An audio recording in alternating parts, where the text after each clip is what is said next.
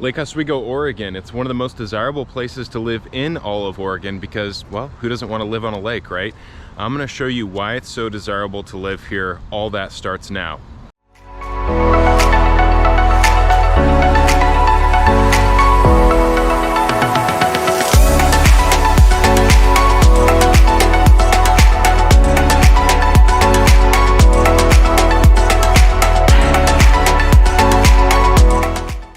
Hey everyone, Seth Marchant with the Home Team Brokers here. If you're new to this channel, living in Oregon, we show you what it's like to live in Oregon. And in this video, we're going to talk to you a little bit about Lake Oswego, Oregon. Hit the subscribe button, tap the bell, make sure you get notified each time we drop a new video if you want to see more videos about what it's like to live in Oregon. And if you're somebody that's thinking about moving to Oregon or moving somewhere within Oregon, as realtors, we'd love to hear from you. You can give us a call, send us a text, shoot us an email, or click the link below in the description to schedule a Zoom. Typically best for people that are coming from out of state. All right, so let's talk about Lake Oswego, Oregon. Lake Oswego is just south of Portland, just a few minutes away. There's about 40,000 people here. It's in Clackamas County. It's on the west side of the Willamette River, so it's across the river from Milwaukee, right next door to West Lynn. It's home to some of the most desirable schools and some of the best neighborhoods in the Portland metropolitan area. You'll find a pretty wide variety of homes here. It is very expensive. It's one of the most expensive places to live in all of Oregon, and especially the Portland metropolitan area. But you can find just about any type of home here. So if you do want to live in Lake Oswego, don't think that it's necessarily out of reach for you. It's just that your dollar isn't going to go nearly as far here as it will in some other suburbs around the Portland metropolitan area. So great schools, shopping, lots of things to do. It's a high energy area, but it's still pretty quiet and in some ways pretty quaint. Low crime. Those are all some of the things that make Lake Oswego one of the most desirable places to live, not just in the Portland metropolitan area, but really in all of Oregon. So the average home value here is just under $1 million as I'm shooting this. Average home values in Portland are closer to $600,000.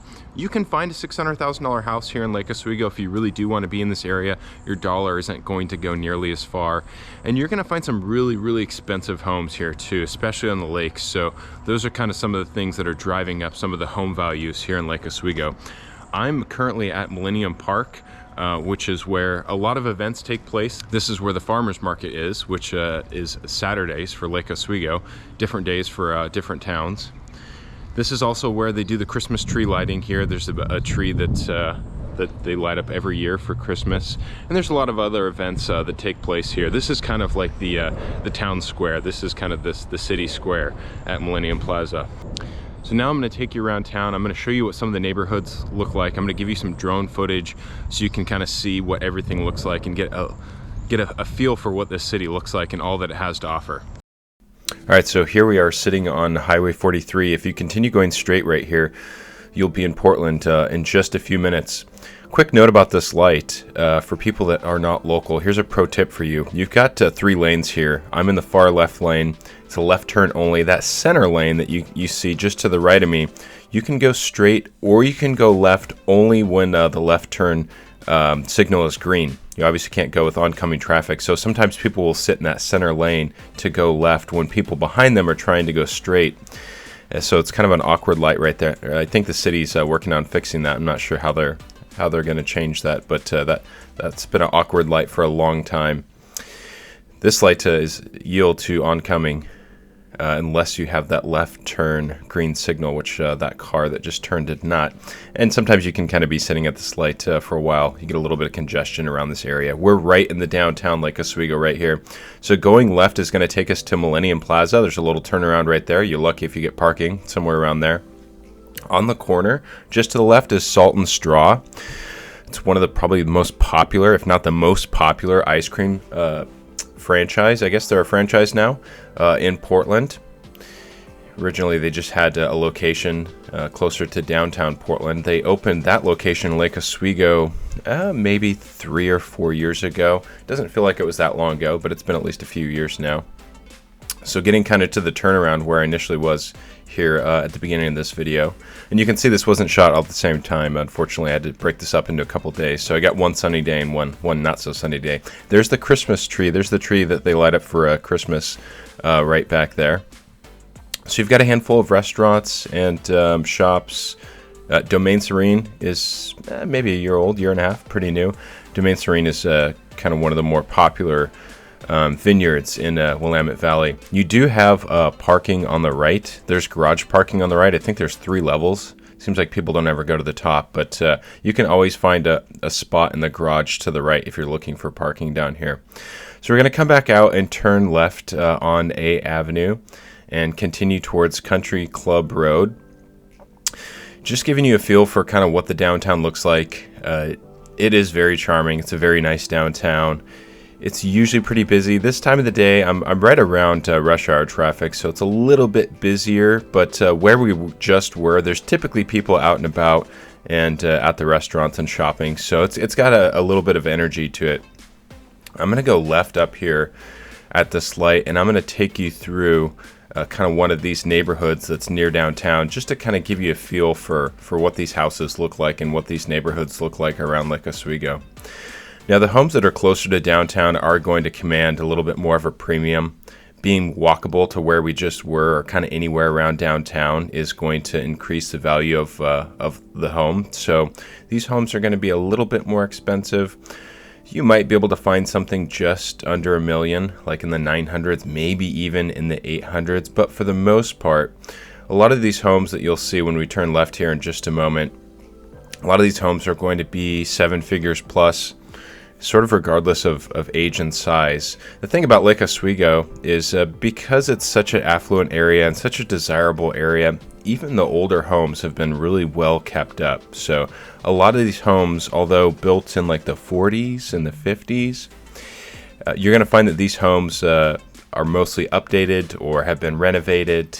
And so a lot of the values of these homes have been propped up by a lot of people really keeping these homes in great shape. Another thing you'll kind of notice driving around Lake Oswego, this is not like a master planned community like a Villebois in Lake Oswego or one of those new subdivisions in Happy Valley. So you'll find, and this is maybe kind of one of the very few downsides of Lake Oswego, you'll find a lot of these neighborhoods that don't have sidewalks. And people around here are pretty active. So you will see quite a few people out and about walking, running, you know, taking their kids and walking around. And now let's take you back up into the air and give you kind of an aerial view of these homes. So like I mentioned, a lot of these homes right near downtown have been updated and renovated. They occasionally find some teardowns. So you're going to find homes anywhere that were built in the 40s or 50s and kind of maintained the original size. Might be 1,500 to 2,000 square feet. You're also going to find some homes that are close to 4,000 square feet, you know, that have been teardowns or that have been added onto. Now heading back, we're actually headed back towards Millennium Plaza, so I can kind of give you an aerial view of what it looks like up here and kind of give you more of a feel for how the town is laid out. Lake Oswego was initially developed in the early 1900s. I think it was founded closer to the mid 1800s, but it was incorporated in the early 1900s, and that's when it was really started to be developed. And so a lot of your homes kind of around this downtown area are going to be early to kind of mid 1900s. And this is Roy Rogers Park, just below the downtown. You're not going to find too many sandy beaches along the Willamette River, so it can get very busy here on a nice day. As you can see on this day, wasn't too busy. You also have a really great walking path to the left that will just cross over that water that you see there. There's a bridge that will take you up towards West Lynn. It's about a couple miles where you can walk or jog along the Willamette River. So this is a great park. Got a lot of space here. You've got a field, and you'll see that just kind of coming up for different types of activities, soccer, softball, stuff like that. Real quick, we're going to face north. So you can kind of see St. Helens there on the horizon. So Portland is going to be maybe just 5 miles to the north of you, maybe less than that. So Portland is just right up the way. So Lake Oswego having a really close proximity to Portland but not being right there in Portland makes it kind of a desirable location. It's really kind of centrally located. And across the river, you're seeing Milwaukee, and you can see Mount Hood back there on the horizon. And looking back towards this direction, you're going to hit Westland. That's Highway 43 right there. Highway 43 goes all the way from 205 in Westland all the way to Portland. So that's a road a lot of people are taking to get to Westland and Lake Oswego and to and past Portland. And then as we go back up a little bit further, you can kind of start to see the lake. And where we actually were just a moment ago is that body of water closer to the right side there. That's where you're going to kind of see Millennium Plaza and the downtown right there. So now we're back out onto a Country Club Road. So this is just up. If you continue along A Avenue, you're going to run into Country Club Road. And this is a Lake Oswego Country Club. It was developed, I think, in the early 1900s. Maybe one of the earlier developers of Lake Oswego developed this land that the country club now resides on. And his motto was to live where you play.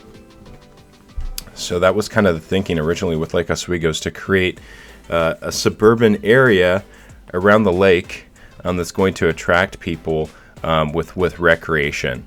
And so to live where you play was kind of the thinking behind one of the early developers developing this area. And I have heard people say from out of town or that haven't been here before that it does kind of have like a resort or a vacation feel to it.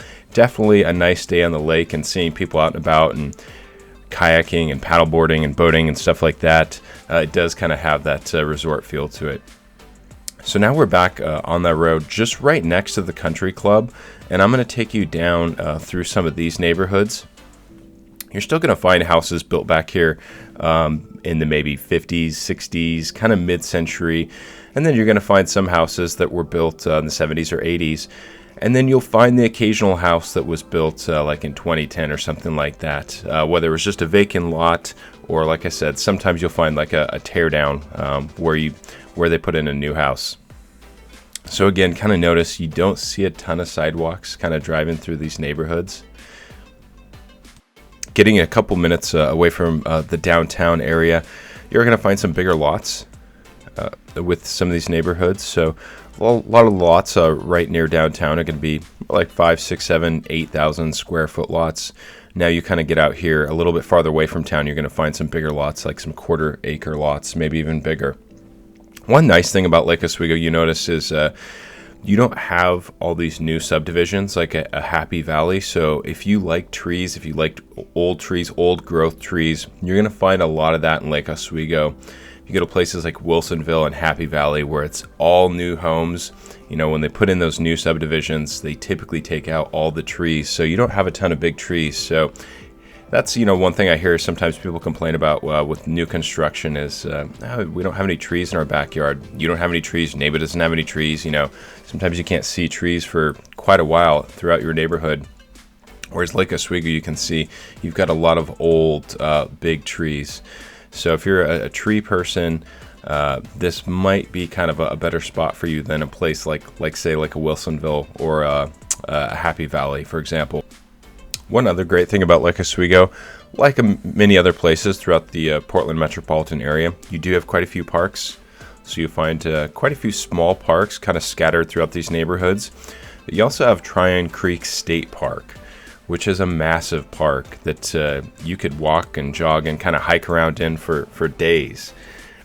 Does get a lot of traffic there, but because it is so large, you can very well take a hike or a run and not see too many people, if many people at all. And that's going to be kind of on the north side of town.